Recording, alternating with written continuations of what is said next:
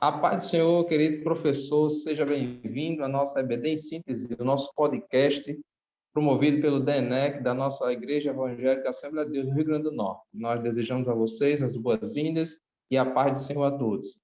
E meu nome é José Victor e também quero apresentar aqueles que estão comigo nesse podcast da classe de juvenis. Nosso querido Reinaldinho, a paz do Senhor, Reinaldinho. Paz do Senhor, irmão José, a paz do Senhor, meus amados irmãos. Bem-vindo ao primeiro episódio da classe dos juvenis aqui no EBD em Síntese Podcast.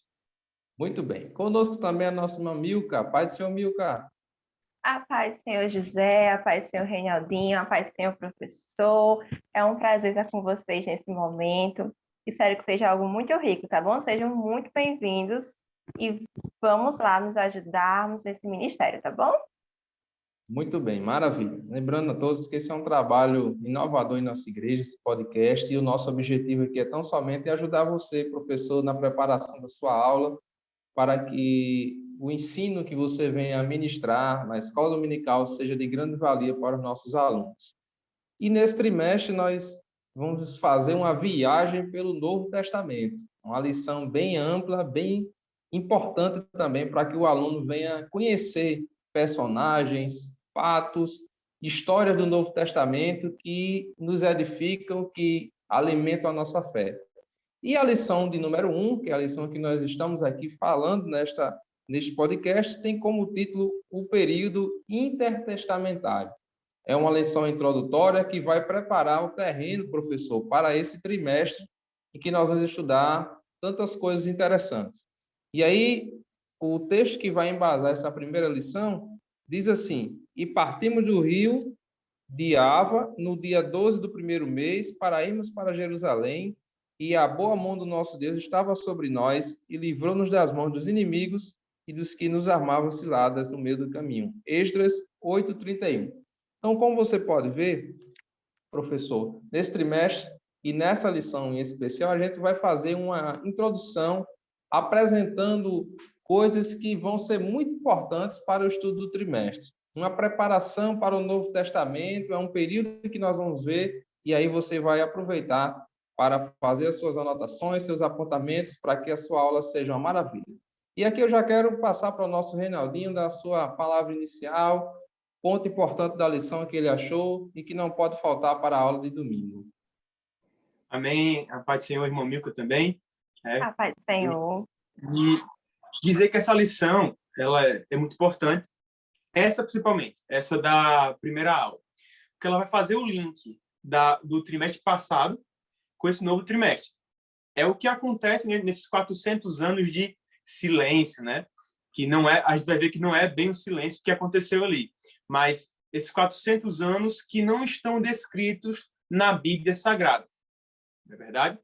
Então, uma orientação que eu posso dar nesse momento a você é que a você, professor, caro professor que se esforça e que se esmera em preparar a sua aula, é que não vá atrás, certo, de muitas informações.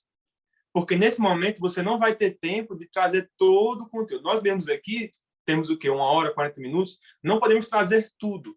Mas se você puder focar no que o comentarista da lição está propondo, já é muito bom, certo? Até porque na aula 13 do trimestre passado, já temos também uma contextualização desse momento. O interessante é que você use a sua aula como instrumento de amor. Como assim? Essa pedagogia do amor, né?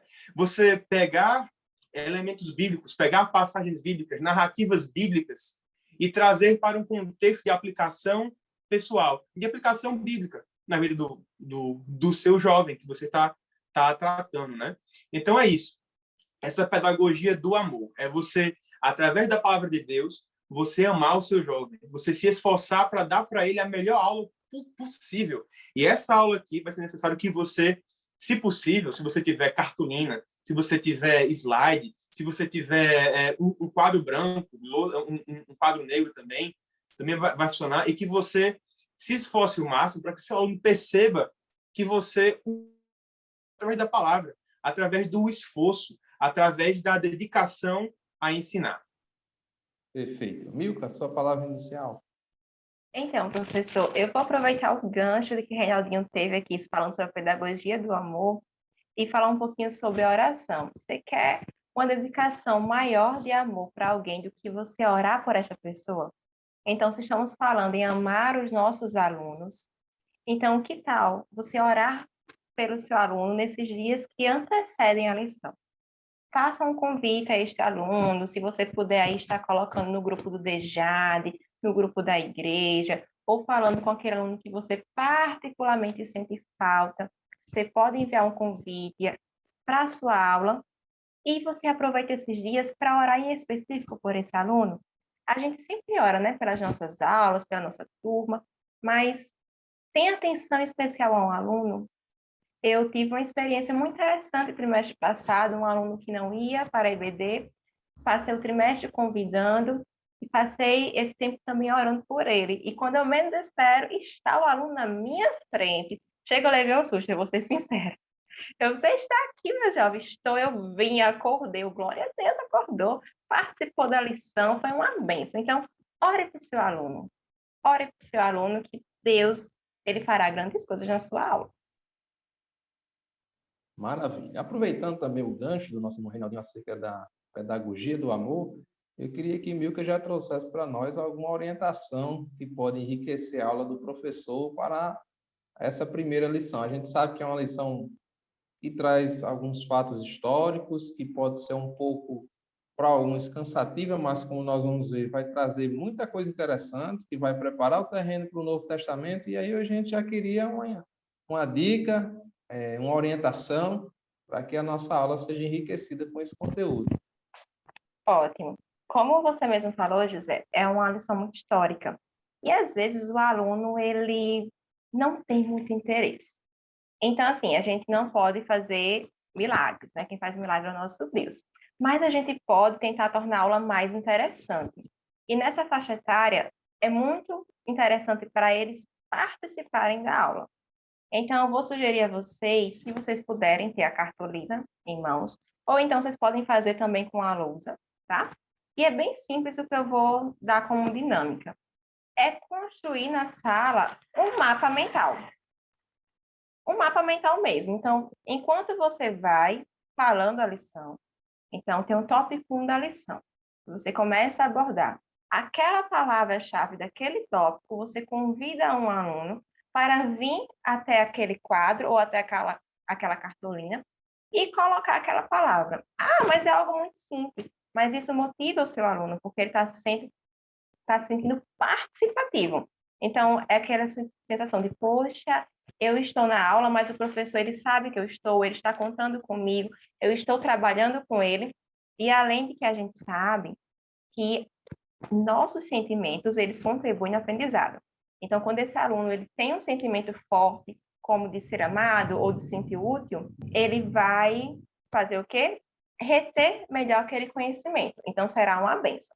E é super simples. Uma cartolina, um hidrocor ou a lousa e convida esses alunos a estarem participando, tá bom? Então, seria isso uma das nossas dicas para você, professor. Maravilha. Então, professor, você já tem uma ideia para ir fazendo a primeira lição do trimestre? A gente sabe que a nossa lição tem alguns objetivos a serem cumpridos, né? São metas que a nossa aula tem. E aí, nessa primeira lição, como nós falamos, vai tratar sobre o período intertestamentário. Eu queria que o nosso Reinaldinho trouxesse aí uma palavra uma explicação, uma introdução acerca do que é esse período. A gente ouve algumas vezes, em algumas pregações, ou mesmo em alguma aula da EBD, sobre o período intertestamentário, ou período interbíblico também, falam nessa nomenclatura. O que seria esse período e por que ele é tão importante para que a gente venha estudar esse conteúdo na Escola Bíblica Dominical? Bom, esse período interbíblico, como é chamado, ele se encontra no meio da Bíblia, né? Algumas Bíblias mais antigas, por uma questão gráfica, elas traziam na divisão do Novo e do Antigo Testamento, no fim do Velho Testamento, do Antigo Testamento, e no começo do Novo Testamento, traziam 4 folhas em branco, bem antiga, por uma questão de gráfico, para poder abrir melhor e e diferenciar os dois testamentos. E aí você tinha 4 folhas para simbolizar 4 anos de silêncio bíblico. Agora, veja bem, até para quem é muito desatento na leitura bíblica, quando começa a ler a Bíblia, quando chegar nessa parte, lá em Malaquias, no nosso caso, né, vai encontrar uma lacuna temporal. Não é? E como é que essa lacuna ela é preenchida? O que foi que aconteceu em 400 anos? Muita coisa. Por isso que faço também aqui uma ressalva, irmão José, irmã Milka, que há disponível aqui em anexo um apoio de lição, certo? Um mero apoio, não é para você substituir a lição por esse apoio, mas vai lhe ajudar a lhe dar uma aula com mais informações, com mais detalhes, se você quiser. E também há um slide que nós temos aqui, que vai lhe ajudar também, se você precisar de uma informação pronta, que você precisa daquilo logo, né? Esse slide também vai ter anotações que você vai ter para você poder apresentar e, se você tiver com o computador na sua frente, você pode ver informações que seus alunos não estão vendo e seguir alguma forma de roteiro. Mas é interessante porque você chega em Malaquias, você chega com a dominação persa, você tem o edito do rei Ciro, o édito do rei Ciro, uma lei, uma ordem, uma norma que é exarada pelo rei Ciro, né? O ungido do Senhor, como chama lá em Isaías, certo? E aí o povo volta para Jerusalém e eles começam ali a reconstrução do templo, dos muros. Existem ali reformas espirituais, reformas avivalistas, né? Através de Esdras. Os profetas, Ageu, Zacarias, né? Eles ajudam também nessa orientação do povo, de onde eles devem ir, o que devem fazer. Tiveram problemas, vamos falar aqui também, problemas com a oposição samaritana. Muito complicado isso. E para finalizar essa introdução, é interessante que a gente tenha em mente que havia um problema, certo, entre os samaritanos, como nós já falamos, e os judeus verdadeiros. Por quê, amados irmãos? Porque, vocês sabem muito bem, foi ensinado nesse mês passado, que houve uma divisão entre o Reino do Norte e o Reino do Sul, com Jeroboão I e Roboão. Nós sabemos disso, isso é fato. Os seus alunos sabem disso. Mas é importante que você lembre, assim como o comentarista muito bem lembra, dessa divisão, para que você possa contextualizar, tá certo? Não que, e aqui é interessante você frisar isso também, não que o período da dominação persa seja um período interbíblico, intertestamentário. Não é isso. Mas é porque o comentarista traz isso para contextualizar. Isso é muito bom. Porque, às vezes, o estudante ele esquece isso. Ele, no dia a dia dele, ele vai esquecer isso. E, para finalizar essa minha primeira parte, é importante que você trace com ele, desde da dominação persa, tá bom? Até o período da dominação grega. E aí você vai apontar os pontos que estão colocados na sua lição, da opressão samaritana e da questão política daquela época. Milka. Então, a gente tem, como o Reinaldinho falou, essa questão de o povo de Deus, ele é levado cativo, certo? Já viram isso? Eu vou fazer mais uma ressalva com relação a essa parte de relembrar, de retomar o seu aluno, porque, professor, você pode ter um aluno que está chegando agora na sua classe e não pegou a lição passada. Às vezes é um aluno que está vindo da classe dos adolescentes, que fez aniversário recentemente, então fazer essa retomada vai ser interessante para situar ele, tá certo? E aí, esse povo de Deus é levado cativo, sim, né, pelos persas, vai passar por essa dominação, e a gente vai ter a questão dos samaritanos nesta região. Samaritanos, aqueles que nasceram, que vivem em Samaria. Samaria, ela foi a capital do Reino do Norte. O Reino do Norte, um reino extremamente pagão, enquanto o Reino do Sul, vez por outra, ali passava por um avivamento, tinha um rei que chegava e que conclamava o povo, olha, temos que voltar ao Senhor, ao nosso Deus verdadeiro. O Reino do Norte não teve isso. O Reino do Norte foi uma nação extremamente idólatra. E Samaria não foi diferente. A gente tem textos bíblicos falando sobre Samaria, que Samaria sacrificava Moloque, Samaria é uma cidade idólatra, então ela nasce como uma cidade realmente pagã, tá? E eles também são levados cativos no Reino do Norte. E o que vai acontecer é que os judeus, quando está a reconstrução do templo, eles estão se voltando para Deus novamente. Eles estão reconstruindo o templo, eles estão vendo que eles precisam se voltar para o Senhor. A gente vai ver que vai ser necessário um avivamento, uma tomada, uma nova aliança que o povo vai fazer com Deus, um conserto. Então, chegam os samaritanos, queremos ajudar. Olha, podemos ajudar, somos um só povo, tal. Sendo qual era o detalhe? Deus tinha dito o quê? Que não era bem assim, não era de qualquer jeito, não era de qualquer forma. Não era você estar com todos os seus pecados sem se arrepender e fazer algo. Era necessário o arrependimento. Era necessário que o povo se arrependesse. E aí os samaritanos, eles não estavam dentro desse contexto. E os judeus, lá do Reino do Sul, eles já estavam. Então eles disseram, oh, não, agora não. Não é assim que funciona. Em outras palavras, né? Não é assim.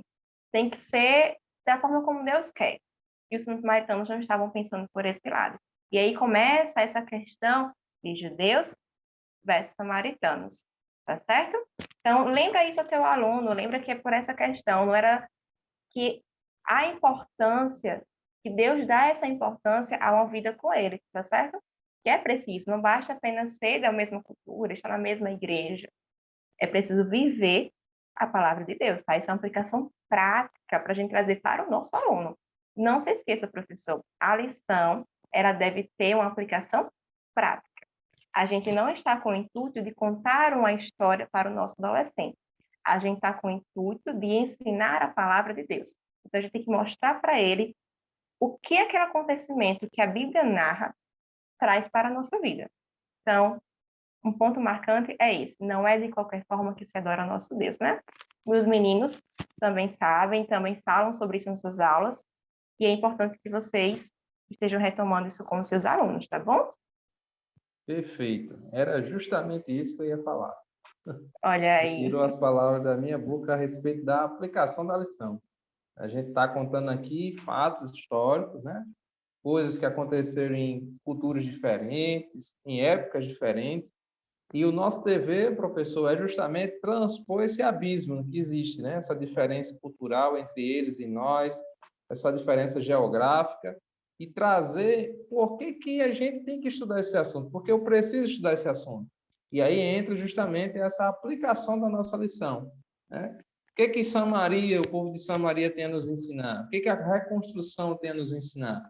E aí a gente vai passar para os nossos alunos. Veja que, como o Reinaldinho falou, a gente termina ali em Malaquias, que é o último livro do Antigo Testamento, falando ali da promessa de alguém que viria para pregar, um novo Elias que viria. E quando a gente chega no Novo Testamento, aparece João Batista pregando no deserto. Mas entre Malaquias e Mateus, tanta coisa acontece. O povo estava ali antes voltando do cativeiro, se instalando, e agora o povo já aparece subjugado por Roma. O povo está ali numa situação política, já aparece em outra. Então, aparecem grupos religiosos que outrora não apareciam no Antigo Testamento. E aí, onde é que aparecem essas coisas, esses personagens, esses grupos? No período interbíblico. Daí a necessidade, professor, da gente estudar um tema como esse. É a preparação de uma língua que vai aparecer, que vai dominar, que é a língua grega. Onde é que apareceu esse grego? Lá no período interbíblico. Onde é que apareceram esses romanos? Lá no período interbíblico. E aí, eis a necessidade de um tema como esse. E aí, a gente vê, Reinaldinho, que há uma disputa entre judeus e samaritanos, olha aí, que vai aparecer lá no Novo Testamento, em João capítulo 4. Ali, Jesus é samaritano, mas apareceu ali no período interbíblico, apareceu ali também na reconstrução. E o que é que a gente pode aprender com isso, Reinaldinho? Essa disputa de judeus e samaritanos, o que é que o professor pode trazer para nos ensinar na lição de número 1? É interessante, José, Milka, amado professor que está nos assistindo, que há uma passagem que o comentarista traz aqui para nós, em Lucas 9, 51, 56. né? Ele vai falar que Tiago e João perguntam a Jesus se eles poderiam pedir que descesse fogo do céu para consumir uma aldeia de samaritanos. Né? Esse fogo aí não era o fogo do Espírito Santo, não. Não, não era mesmo. E aí eu fui atrás, né, José, Milka, eu fui atrás de onde é que eles tiraram essa ideia. E aí, quando a gente vai ler lá em Malaquias, se você for atrás de Malaquias, um dos últimos capítulos de Malaquias, você vai ver que eles tinham na mentalidade deles que o Messias seria um Messias de guerra, né? E o que é que eu posso aprender com isso? O que é que eu posso aprender com essa história dos samaritanos e dos judeus? A seguinte coisa, claro, envolvendo também o conteúdo do período interbíblico. Podemos aprender que, naquele tempo, houve algumas discussões entre os samaritanos, como Ben Milka falou, samaritanos e judeus, sobre a construção do templo, como também o comentarista fala sobre isso, e nós vemos isso no texto bíblico, não é? O povo começou a, como posso dizer, banalizar a presença de Deus. E a ideia de um Messias, a ideia do Messias que Deus dá a Adão e Eva, que vai pisar a cabeça da serpente, a ideia de um Messias que vai libertar a humanidade, a ideia de um Messias que vai abençoar todas as nações, ela é perdida nesse período. E aí por isso que Tiago e João pedem para cair fogo do céu, porque lá em Malaquias fala que o Messias, olha só, eles não entenderam, eles não interpretaram direito o que era o conceito de nação pagã que você tem lá em Malaquias 4, do 1 ao 6. Eles não entenderam também a mensagem que é trazida por Deus também. Essa mesma passagem, ela também vai se repetir em outros momentos. Eles não vão entender que esse fogo que vem consumir é o fogo da justiça de Deus. E eles pedem, Jesus, derrama fogo sobre essa aldeia samaritana, porque eles não são povo de Deus, eles são uma nação perversa. E Jesus veio e ele fala que ele diz que ele não veio para destruir as almas dos homens, mas para salvá-las. Isso é interessantíssimo. Jesus ele vem com a ideia de amor, e aqui novo amor envolvido, aqui nova graça envolvida, não é? E aí a gente vai entender que, por mais que passe a história, por mais que passe os tempos, por mais que passem a vida, a palavra de Deus sempre permanece. Mesmo que os homens tentem entender de outra forma, inclusive, é interessante você professor, ressaltar isso na sua lição, que nesse período interbíblico surgiram inúmeros, milhares de cópias e originais de escritos apócrifos. Apócrifos. Porque o povo não tinha a presença de Deus, não tinha a presença de Deus no meio deles, e começaram a escrever textos sem inspiração bíblica. Muitos desses textos estão colocados na Bíblia católica, mas a nossa Bíblia não. A nossa Bíblia, ela não inclui esses textos. Importante que você deixe isso claro. Esses textos possuem certo valor histórico, assim, mas eles não são inspirados por Deus, por isso não estão inclusos no cânone protestante. O próprio São Jerônimo também não os colocava também. Agora, eles têm um valor histórico. Por exemplo, Flávio José tem valor histórico, não tem valor canônico. É um historiador do século I que conseguiu ali fazer um apanhado histórico. Mas é interessante que, nesse tempo, o povo se perdeu. E aí, nessa perda de senso messiânico, eles criam para si um Jesus que não existe. Criam para si um Cristo que não existe. Hoje, nós temos o mesmo problema. Estamos vivendo uma sociedade que, a todo instante, cria Cristos, à torta e à direita. Cada esquina tem um Cristo socialista, tem um Cristo capitalista, da prosperidade, da teologia da prosperidade, um Cristo coach, um Cristo zen. Isso está errado. Não podemos perder a visão do Cristo bíblico, um Cristo que veio para salvar a humanidade. E aí, José, só um pontinho, olha só. É interessante que a gente veja a diferença de visão.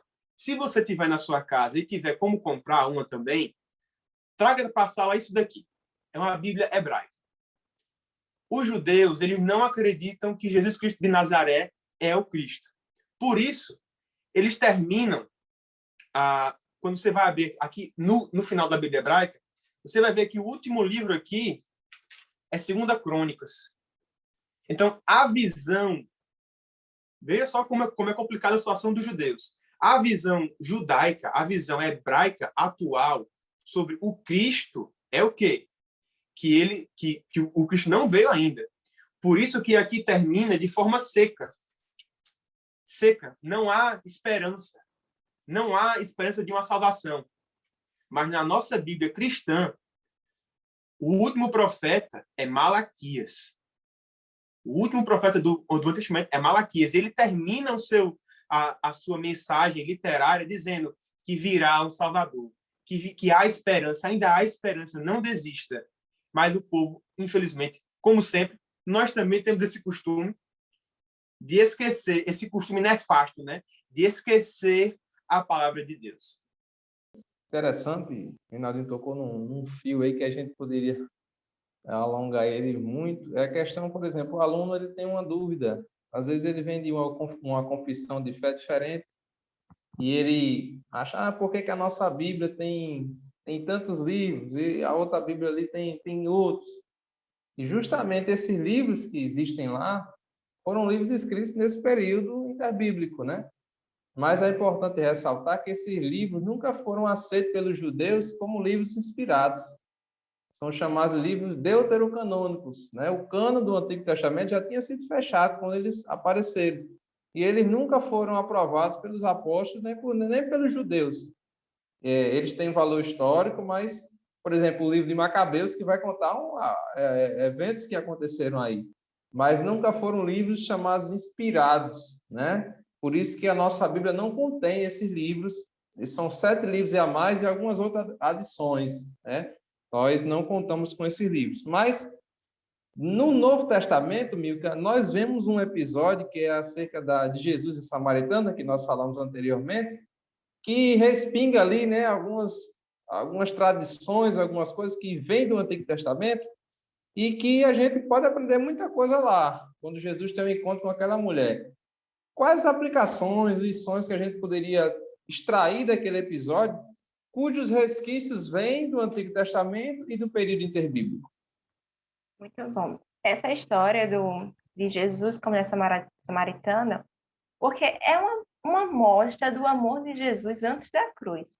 Jesus, ele curava, ele fazia milagres e mostrava, assim, que ele era Deus, que ele era filho de Deus, mesmo que as pessoas não vissem. Ele também se movia de compaixão por aquelas pessoas.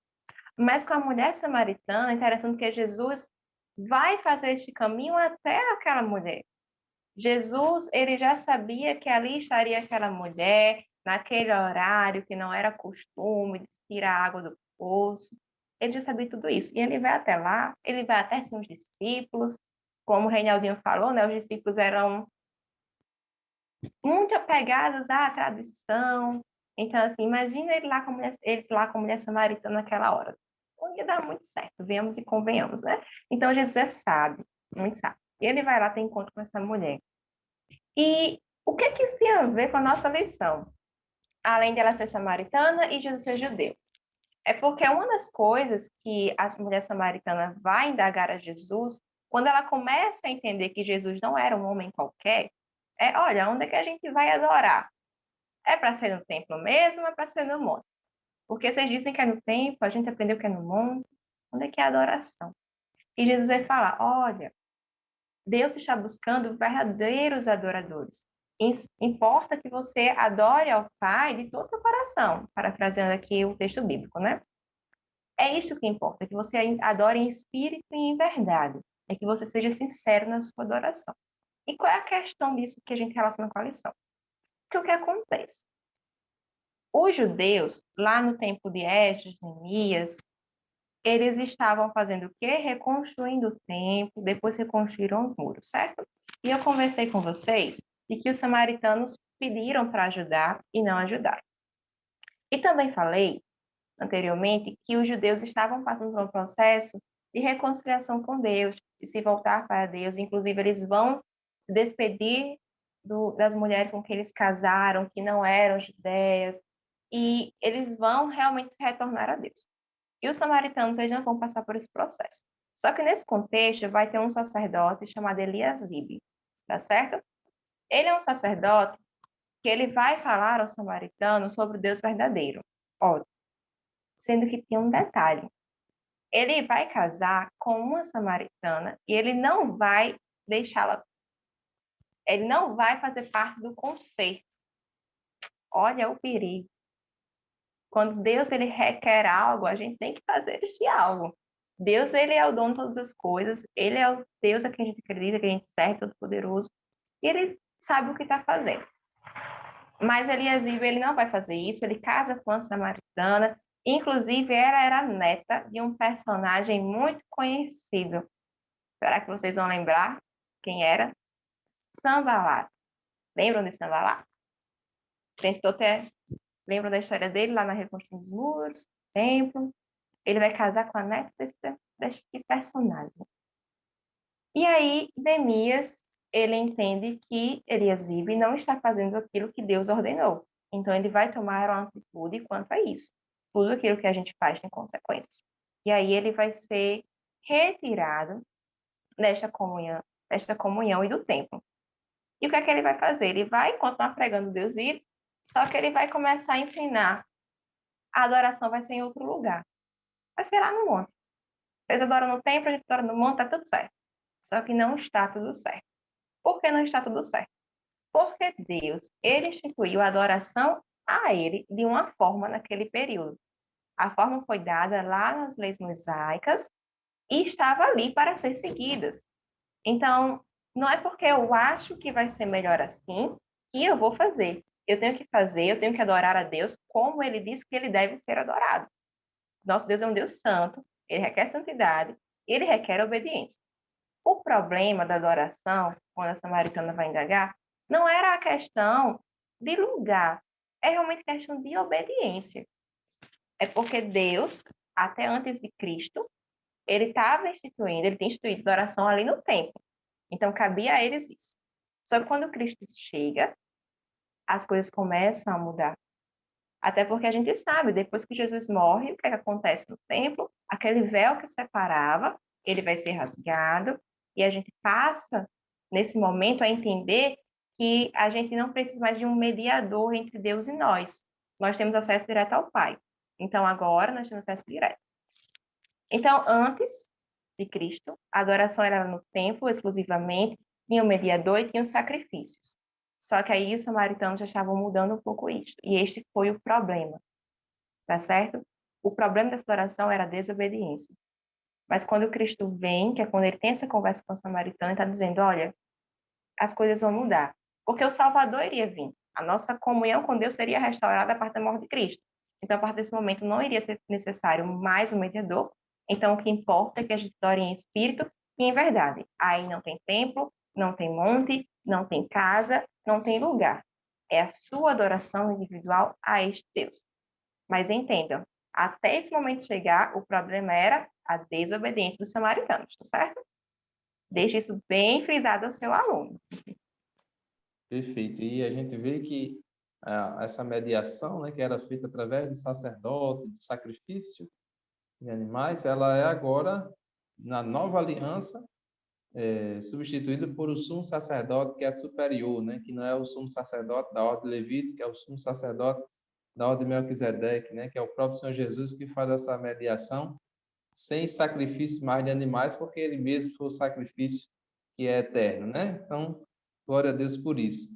E aí a gente vê na apresentação de um tema como esse, que apareceram vários tipos de povos, até chegar, por exemplo, aos romanos, que foi a época em que o Senhor Jesus apareceu.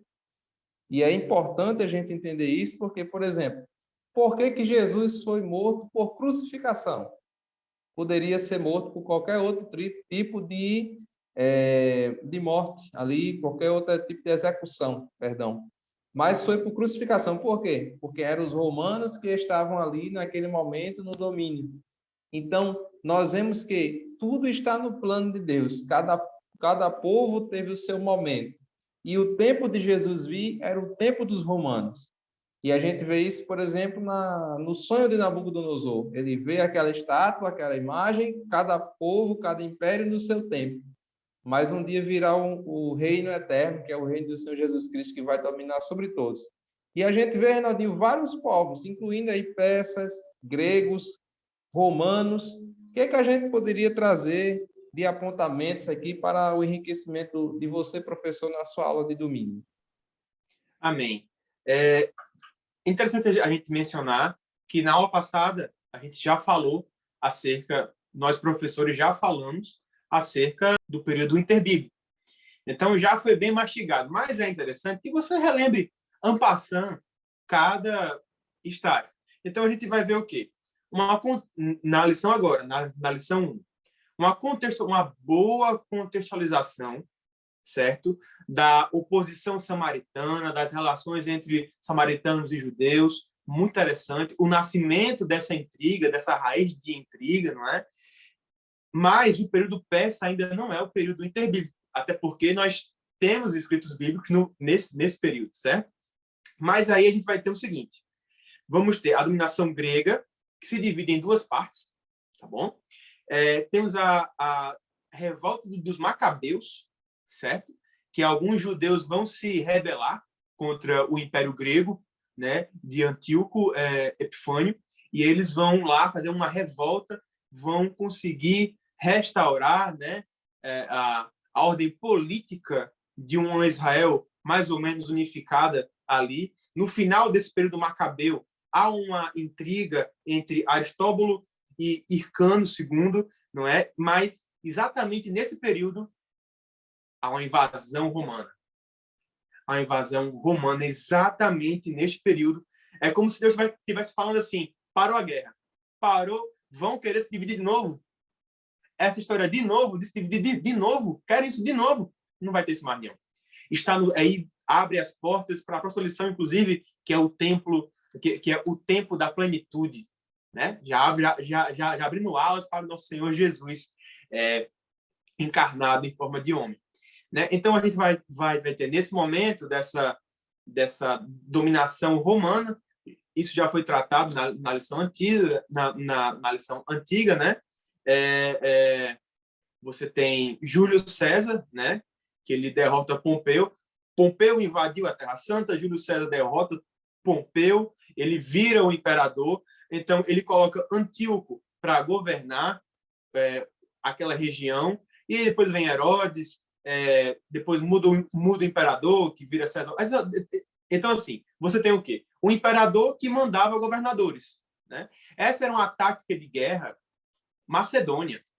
Uma tática de guerra que Alexandre o Grande desenvolveu aos poucos. Ele mandava representantes, cobrava impostos, e ele deixava, por isso que você vai ver, mesmo na dominação romana, lá no tempo de Jesus, já, o povo indo para a sinagoga, o povo indo servir a Deus, em que pese o templo do Senhor, ele foi remodelado por Herodes. Então, o povo entendeu que era como se fosse uma afronta ao Senhor. E aí você tem, nesse período, várias pessoas, vários grupos políticos e religiosos tentando uma contra-reforma uma contra-reforma em defesa dos valores judaicos em razão da influência helênica, né? Da influência helênica. Então, aquela filosofia grega, aquela coisa, o hedonismo grego, as festas pagãs gregas eram coisas terríveis, tenebrosíssimas, mas que o povo, naquela época, eles tentaram fazer uma contracultura, vamos dizer assim, né? Uma contracultura judaica, vamos falar mais ou menos assim. E aí você tem a criação dos fariseus, dos saduceus, dos zelotes. Mais no finalzinho você vai ter os essênios, né? E aí você vai ver que o sacerdócio israelita naquela época estava maculado. Você não vê Caifás e Anás? Que coisa absurda, não é? Então, você vê aí que é uma situação muito complicada. Por isso que a gente tem o quê? João Batista, né? Que ele chega apregoando, dizendo que você que no deserto, que diz endireitai os caminhos tortos. Né? Na linguagem popular, ele chega chutando o pau da barraca, né? Põe no pau da barraca. Ele chega ali dizendo, tá tudo errado, vocês estão fazendo tudo errado. Né? E interessante que é interessante isso aí. João Batista, perdão, José, a interrupção, João Batista, ele também é profetizado. Interessante, exatamente, né? Não só Jesus, mas também João Batista foi profetizado também. Perfeito. E a gente vê aí, por exemplo, dá-nos peça, né? Aquele evento de Esther, o livramento que Deus deu aos judeus através de Esther e de Mardoqueu, a gente não pode esquecê-lo, né? Pelo conselho sábio que ele deu a Esther. E a gente vê os gregos, a influência da língua grega, né? Essa difusão. O Novo Testamento foi escrito em que língua? Em grego. Você teve a Septuaginta, que foi escrito também, foi a tradução do Antigo Testamento para o grego, né? Através lá dos judeus que estavam em Alexandria. Você tem a questão helenística tão frequente ali no Império Romano. Você tem esse período que Reinaldinho falou da Pax Romana, né? Que os romanos deixavam os judeus adorar, que eles deixavam eles ter a sua religião. E tudo isso a gente vê ali no cenário do Novo Testamento. A gente vê, por exemplo, João capítulo 10, a festa, eu não sei o certo a pronúncia, mas Chanukah, que surgiu no período interbíblico, que surgiu lá com os macabeus. Quando eles conseguiram expulsar Antíoco, eles fizeram essa festa. E João capítulo 10, Jesus está lá na festa. Ou seja, algo que aconteceu no período interbíblico aparece aqui no Novo Testamento, né? Então, a gente vê a importância desses acontecimentos. A gente vê Herodes o Grande, que foi o que tentou matar Jesus, ele vem de onde? A sua história vem ali do período interbíblico, das sucessivas brigas, divisões de famílias, chegando até Herodes. A reconstrução, ou melhor, o aprimoramento do templo também. Então, são coisas riquíssimas, Milka, que a gente teria que passar a noite toda para falar. Mas queria que você nos desse uma luz aqui mais claramente nesse assunto. Exatamente. E a gente tem várias contribuições, vários pontos a serem lembrados, né? Esse período interbíblico. E uma coisa que eu acho muito interessante que a gente deve lembrar é que, apesar de esse período ser considerado um período de silêncio, 400 anos de silêncio, não quer dizer que Deus ficou mudo, vamos dizer assim, né? Não quer dizer que ninguém ouviu a Deus, que Deus não se manifestou de nenhuma forma, que Deus não falou nada. Não é bem assim que as coisas acontecem. Para o povo, para a nação de Deus no geral, Deus, ele ficou em silêncio, ele não tem registros escritos de Deus falando neste período. Mas algumas pessoas, pontualmente, Deus se revelou e falou com elas. Exemplo de Simeão. Quem lembra da história de Simeão e Ana, né? Deus tinha prometido a Simeão que ele não morreria sem antes ver o Salvador. Simeão, ele nasceu durante o período interbíblico, ele viveu durante esse período e ele vai receber a promessa nesse período. Então, veja, Deus, ele não estava falando com o povo no geral, mas a promessa foi feita. Mas você diz, Milka, mas está escrito na Bíblia que ele tinha essa promessa. Sim, está escrito que ele tinha a promessa. Mas o momento em que Deus fez a promessa foi anterior à escrita. Foi nesse período em que Deus não estava se revelando ao povo. E Simeão, ele vai ver o Salvador. Jesus vai ser apresentado no templo. E quando ele ver aquele menino, ainda bebê, ele vê e ele sabe que é o Salvador. Ele diz, Deus pode me despedir em paz. Meus olhos viram o Salvador de Israel. Ele viu o menino beber ainda e sabia que aquele era o Salvador. Isso também é o Espírito Santo, é o próprio Deus se revelando ao Simeão através do discernimento para ele entender que a promessa foi cumprida e para ele entender que ali chegou o Salvador. Então a gente vê Simeão ali. E através disso tem a história de Ana, né? Ana, ela vai ver tudo aquilo, ela vai ser impactada por aquele momento, por aquele testemunho. Então vejam que Deus, ele continua se revelando. Certo? Deus, ele continuou se revelando a algumas pessoas de forma pontual? Sim. Então, é um momento de silêncio, no geral, mas é um momento que Deus fala, não é um momento em que Deus ficou inerte. O nosso Deus, caro professor, ele não fica inerte, ele não é um Deus que vai ficar sem fazer nada, parado, ele não era humano, ele não é como o Deus grego ou como o Deus romano. Os deuses gregos e romanos, eles traziam características do ser humano. O nosso Deus não é assim. O nosso Deus, ele não é uma versão criada do ser humano. O nosso Deus, ele é real, ele é todo-poderoso, e ele quem nos criou, e ele imprime em nós a sua identidade a partir do momento que somos salvos pelo sangue de Cristo Jesus. Tá bom? Não deixe seu aluno pensar que nosso Deus, ele parou 400 anos para tirar férias. Não é bem assim. Isso não é uma coisa, não. Deus, ele continua ali existindo e continua com o seu povo, e continua até hoje. E traga isso. Nós estamos na igreja pentecostal, acreditamos na continuidade dos dons, que Deus se revela, que há profecia, mas não é porque num culto não houve uma profecia, não houve uma revelação que Deus não falou. Hoje, caro professor, nós não podemos dizer que Deus não fala mais, porque a Bíblia, esta Bíblia que nós temos, é a palavra de Deus. Aqui está o nosso Deus falando conosco. Isso nos garante que Deus sempre estará aqui falando com a gente. Deus, ele está revelado para nós através da palavra dele. E o seu aluno, por mais que ele não veja a manifestação de dom na igreja, ele tem que entender que Deus está falando. Não é só o movimento. Deus também fala, Deus também não. Deus fala através da palavra dele, que está escrita na Bíblia.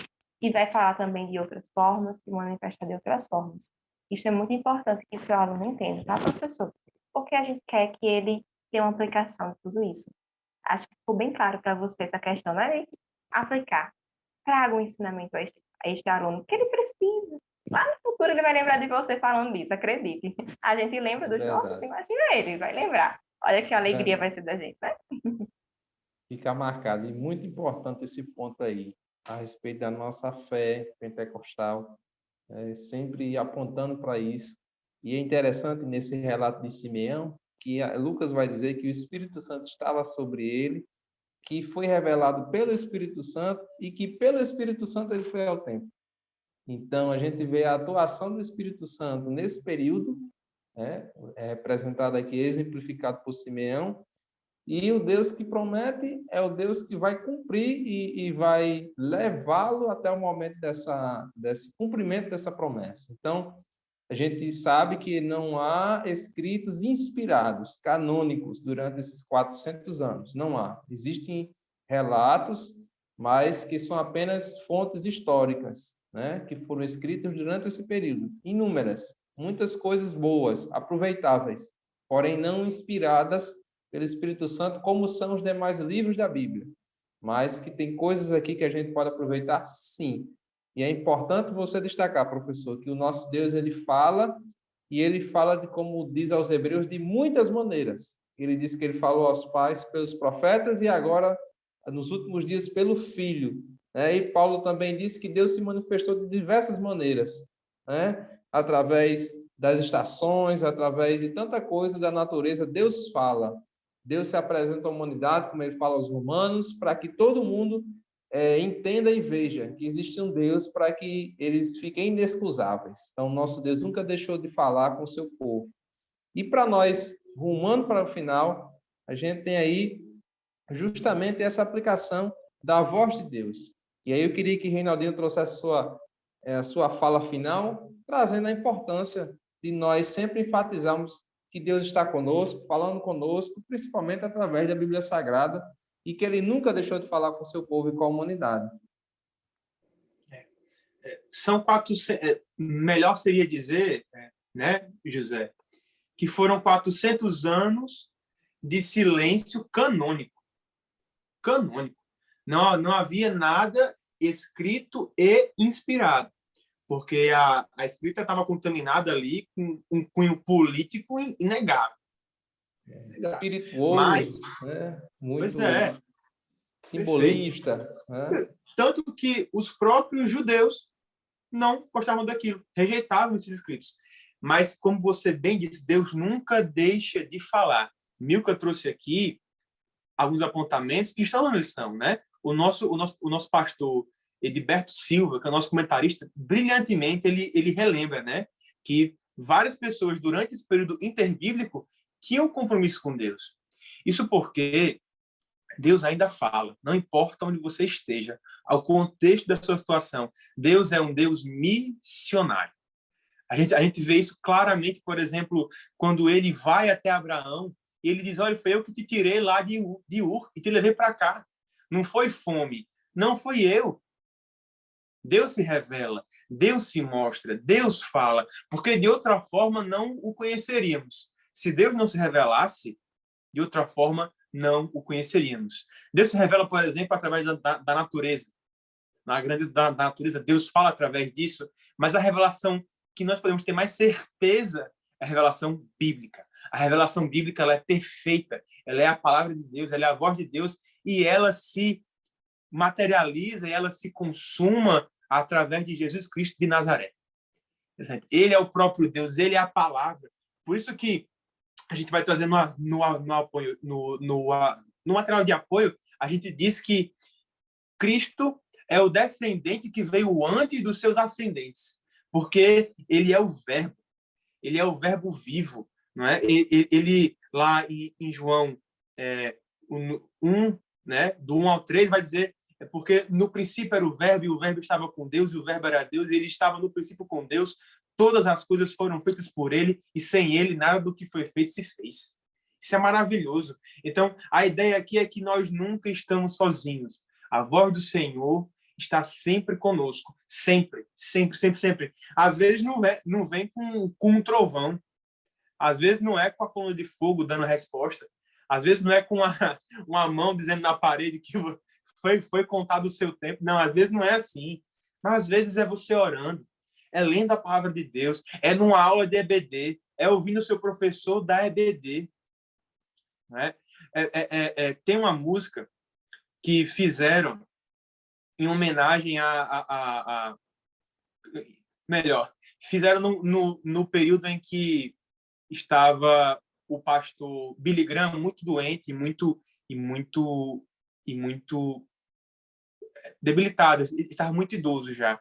E aí nessa música eles diziam assim, thank you, né? Obrigado, forgive me to the Lord, por me trazer ao Senhor, por me ganhar para o Senhor. E na música ele fala que foi num domingo de escola dominical.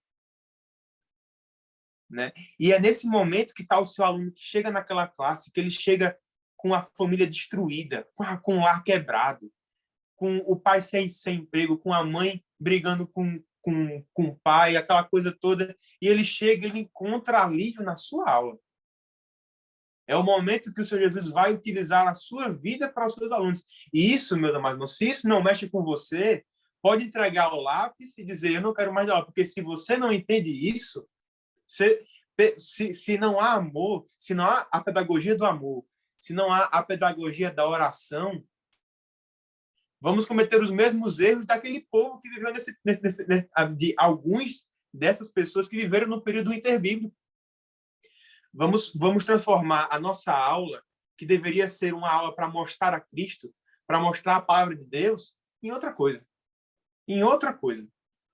Eu faço das minhas palavras a de Reinaldinho. Professor, a nossa aula, ela não é uma exposição de fatos, ela não é uma aula secular, ela não é para mostrar conhecimento, mas ela é um lugar de adoração a Deus também. Então, é ali que a gente vai estar cultuando nosso Deus, adorando nosso Deus e ensinando aquele aluno. Acredite, já saí de EBD renovada por Deus. Dentro da aula, a gente às vezes ainda pensa, talvez esse lá no devocional, a parte em que está fazendo louvor, a oração, mas dentro da aula Deus fala também. Se disponha, professor.